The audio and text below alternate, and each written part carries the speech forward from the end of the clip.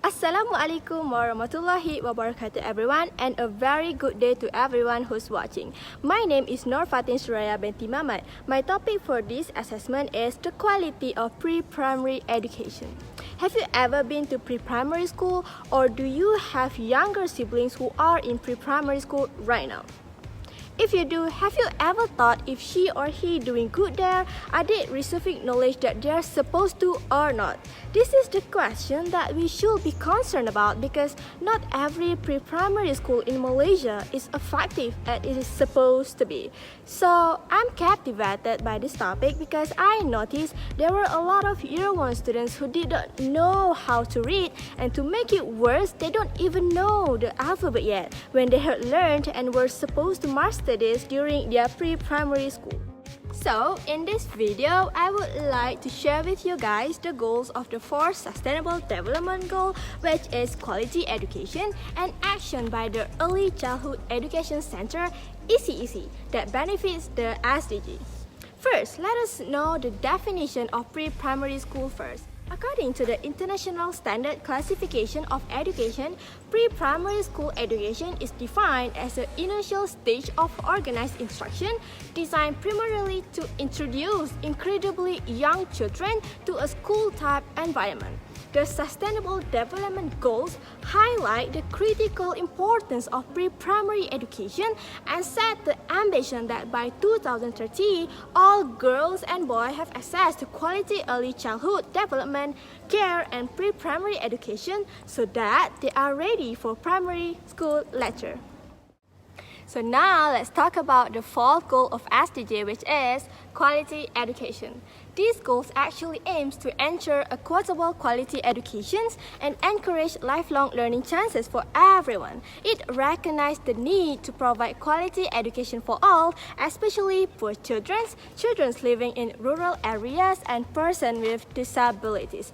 This 4th goal of SDG is crucial because when children are offered something to develop their full potential, they could become productive adults who are ready to contribute to their societies and break the cycles of poverty. But unfortunately, according to the Murad Dropout report in Malaysia, the issue of students who do not master literacy and numeracy has existed since the early formulation of the Malaysian education system and became more critical throughout the year. Also, according to the Master Plan of Development Education in 2005, it was found that 4.4% of the students in primary school still have not mastered reading skills. I believe that it was because of the less quality of pre-primary education, as it was where everything started. I noticed that pre-primary education in our countries these days have become less effective. The staff stressed out and didn't have enough knowledge about children's needs when they are supposed to master them all. I think these cases shouldn't be happening at all in the first place.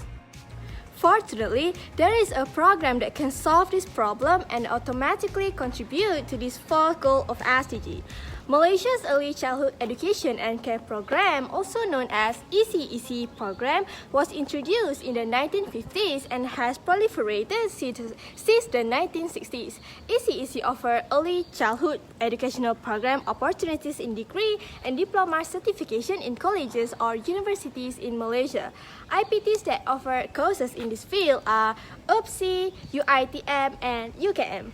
ECEC refers to the level and type of education that ECEC staff pursue to acquire such knowledge and skills to work in the pre-primary education sector. ECEC's pedagogical qualities and outcomes are superb and very outstanding. First, they have a good understanding of child development and learning, which means they have the knowledge about how far a child can go and understand adult choices of words.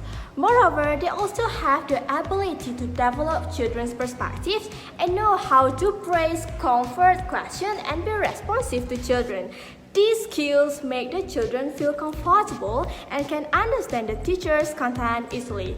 As a result, pre-primary school children will be entering year 1 classes with strong basic knowledge of writing and arithmetic. If you ask me about my suggestion on the issues that I've mentioned, my answer will be a high staff-child ratio.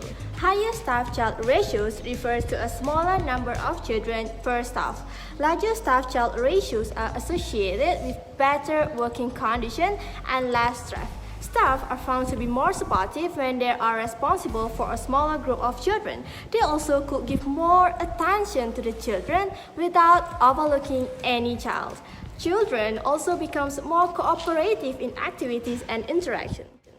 Apart from that, my next suggestion will be to reduce the staff's workloads. Heavy workloads are associated with stressed staff. Workload refers to the number of working hours, indicating the extent to which staff schedules are compatible with family life and the physical demands of the job. And I believe that they can do their job very well if that cases can be considered.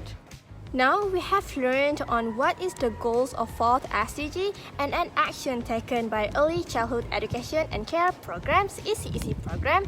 Now let's just move on to the conclusion. So in conclusion, quality education should really be started at the very pre-primary education because I believe it was where everything started. Let's all join hands to make education in our country successful and effective. We don't want any children to fall behind anymore. They often find it hard to catch up with their peers, leaving them more likely to drop out of school and fail to reach their full potential.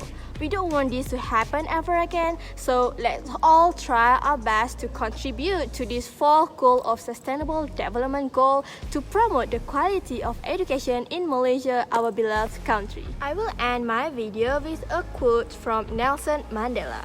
Education is the most powerful weapon which you can use to change the world. Thank you everyone for watching. Bye!